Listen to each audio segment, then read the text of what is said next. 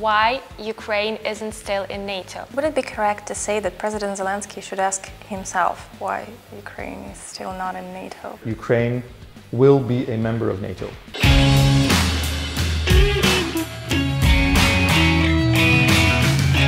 Hello world, it's Kyiv, not Kyiv on the line. My name is Polina Bachuk and this is my friend and fellow Tatiana Haiduk.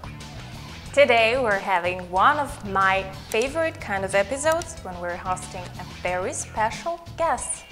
And our guest today is Mr Vinnikov, Head of NATO Representation to Ukraine and Director of NATO Liaison Office. Alexander, pleasure and honor to have you in our studio. Hello. Thank you very much. Shall we start immediately, right? Yeah, let's go. Was it tough questions or was it the easier ones? Well, let's try the tough ones. I don't think so. Let's start with a personal experience. Your diplomat was a stunning experience, and the working experience, education, background.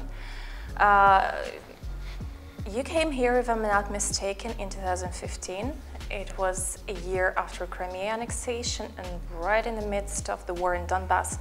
How did you feel facing such a responsibility to head NATO representation to Ukraine in such a difficult times? Was it that the biggest professional challenge you had?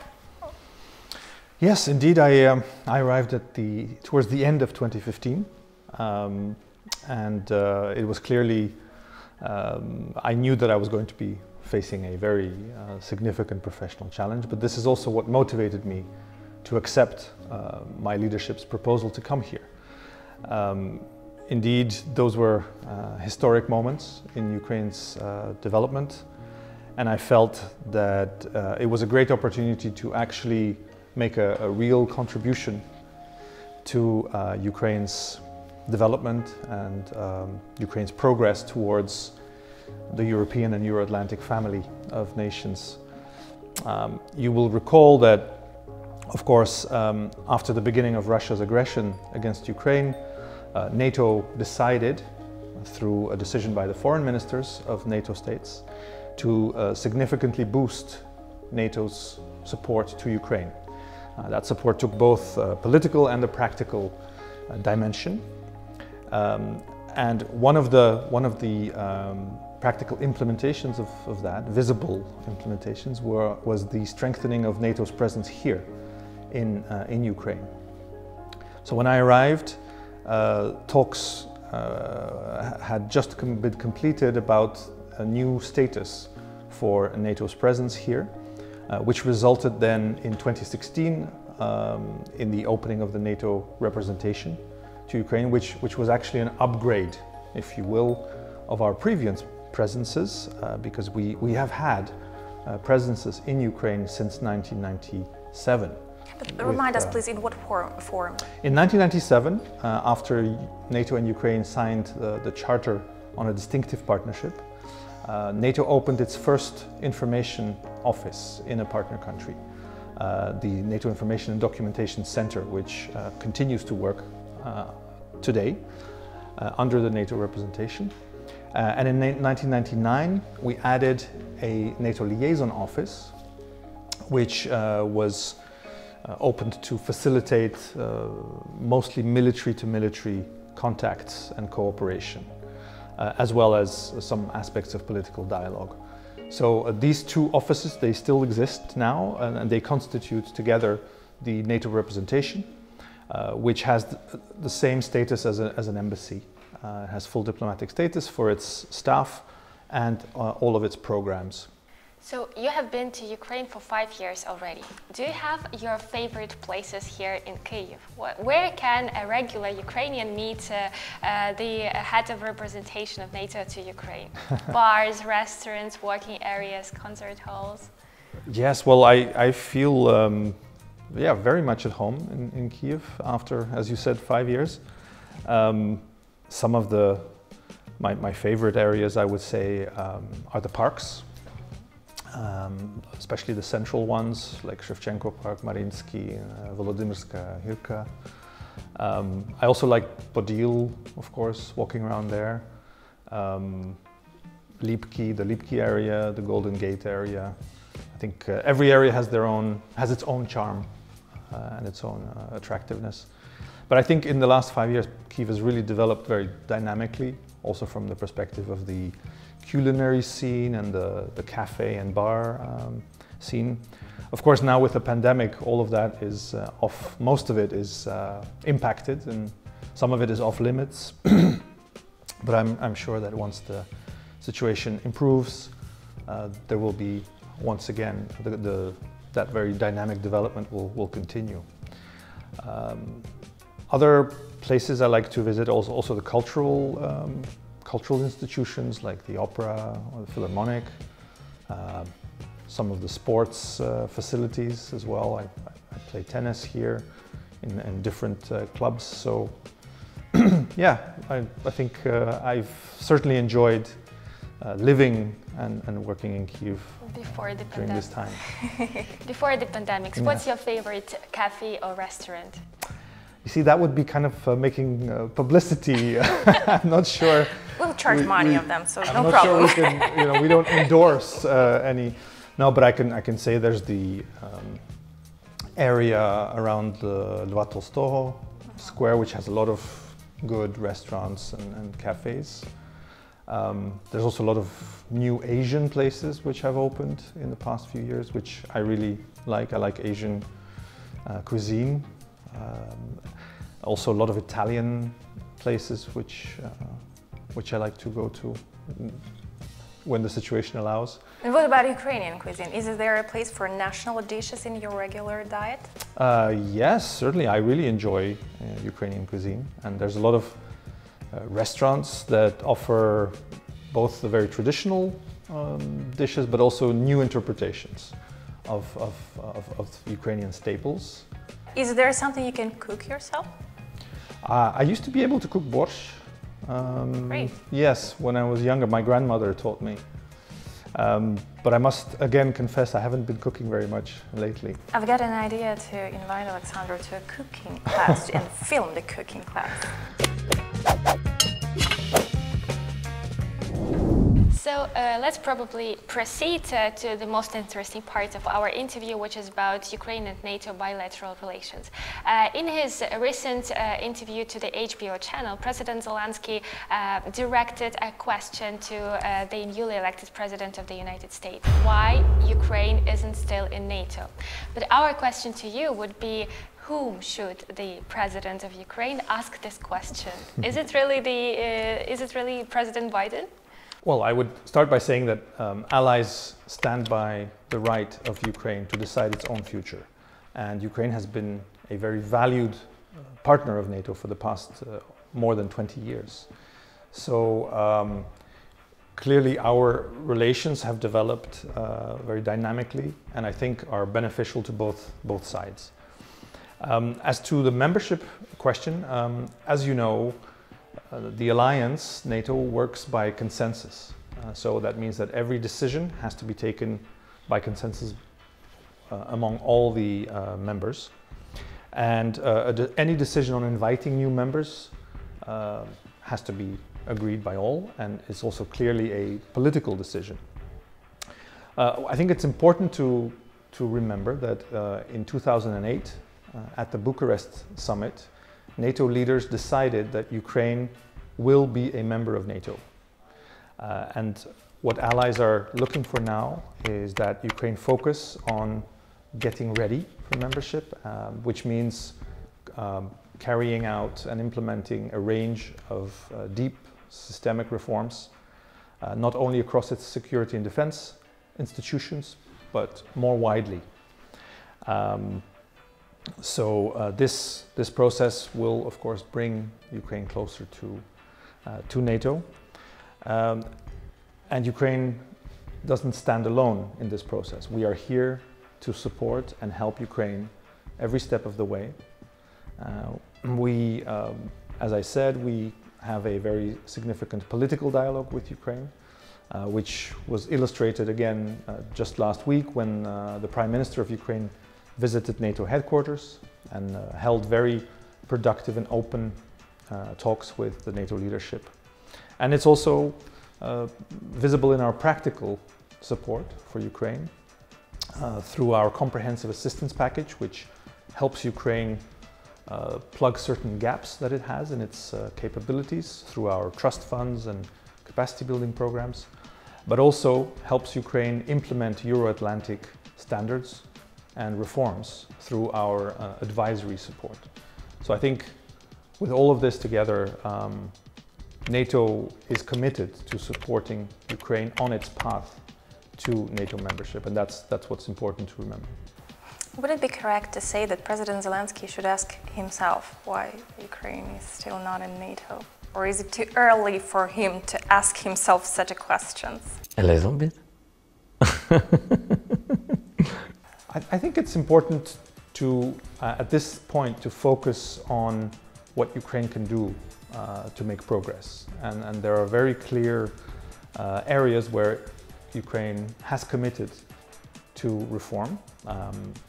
Ukraine has an annual national program with NATO, which is a very ambitious and strategic reform roadmap where Ukraine outlines the areas where it wishes to implement European and Euro-Atlantic standards, and allies provide feedback, encouragement and practical support towards those goals. So I think the areas that all allies are focusing and are following very closely in Ukraine are the functioning of democratic institutions, the rule of law, the fight against corruption, the respect for human rights and fundamental freedoms, a functioning market economy. All of these make NATO an alliance of values. It's not simply a military organization, it's a political military alliance and a community of values.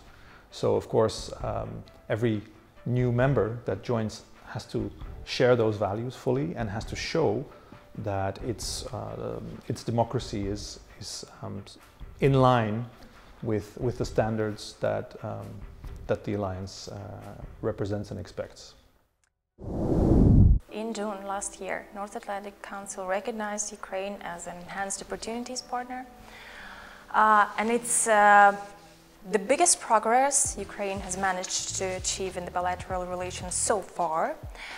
What is more in this gesture, practice or symbolism? And could you please explain to our viewers what does it mean to be an enhanced opportunities partners, and what tailor-made opportunities does this status provide or will provide for Ukraine? Yes, indeed. As you noted, the North Atlantic Council last year recognized Ukraine as one of NATO's enhanced opportunities partners. Ukraine is one of only 6 nations to hold this status, and I think it's a clear recognition of Ukraine's significant contributions to Euro-Atlantic security, not just in recent years, but actually going back all the way until the early 90s. So Ukraine has been a contributor to NATO-led missions, operations, exercises, and also to the NATO response force.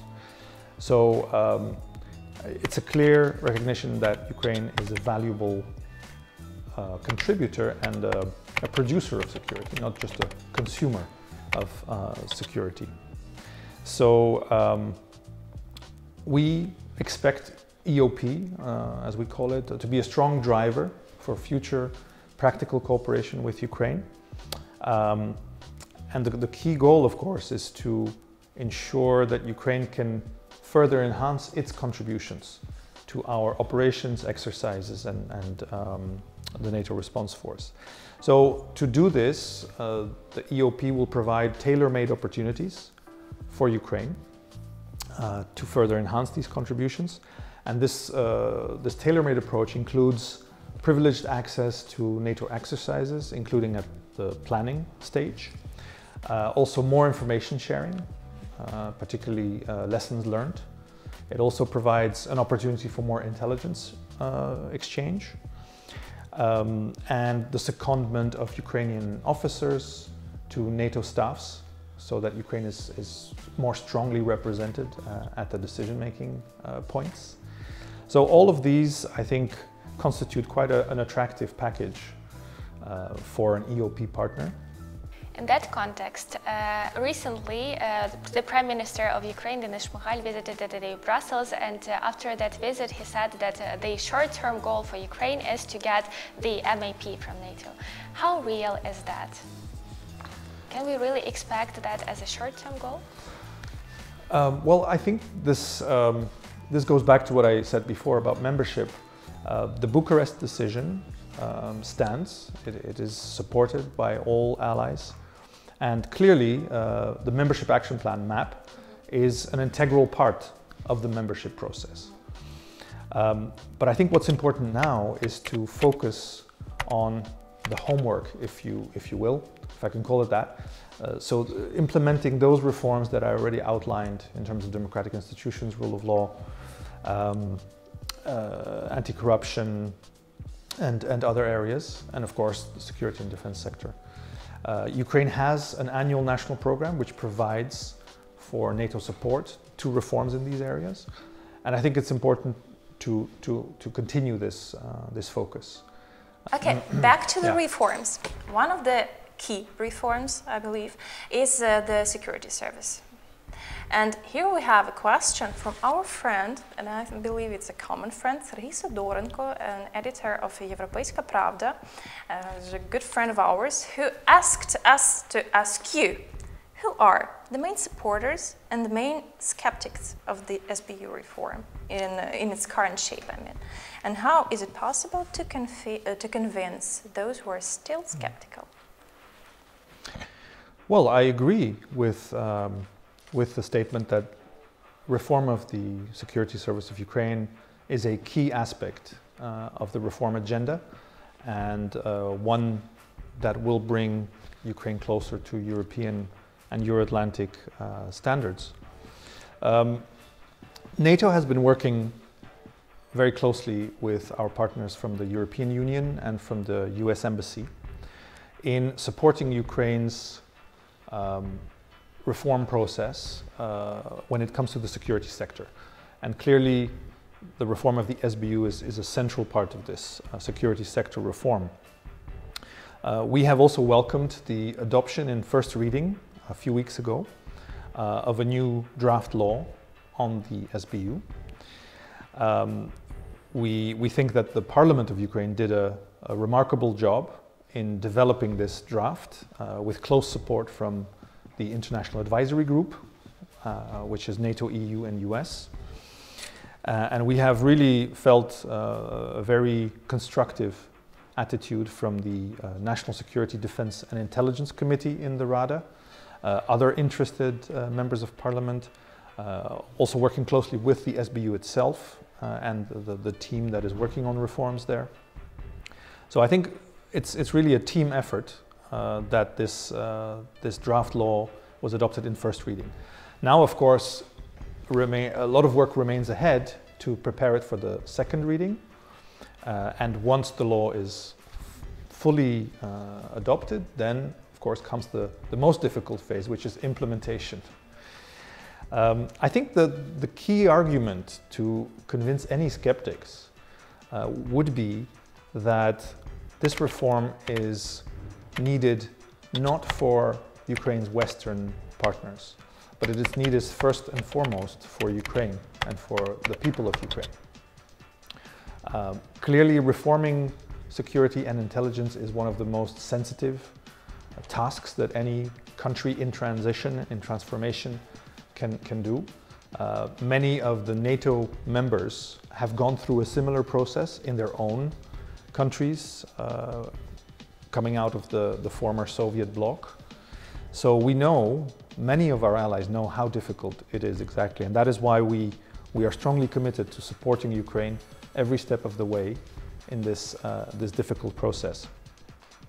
I think the vote was very interesting in the Rada because it showed that it's not just the majority faction that is in favor, but there was also a cross-spectrum political consensus, and even members of the opposition voted in favor. And I think it shows that there is a realization that this reform is really in Ukraine's core national interests.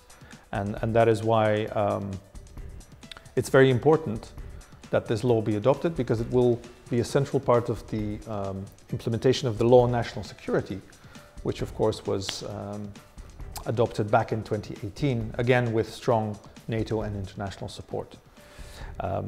That law already provides the mandate for the future SBU with 3 core tasks: counter-terrorism, counterintelligence, and the protection of state secrets. So this will be the bedrock of the future SBU. And once adopted, it will clearly be a key milestone on Ukraine's Euro-Atlantic path. Is it true that Ukraine should give up dreaming about the NATO's membership? The mission of Ukraine to NATO is headless. Our cooperation remains very much on track, and this year promises to be another very active year in our NATO-Ukraine cooperation. Does it mean something? NATO is here as a friend of Ukraine.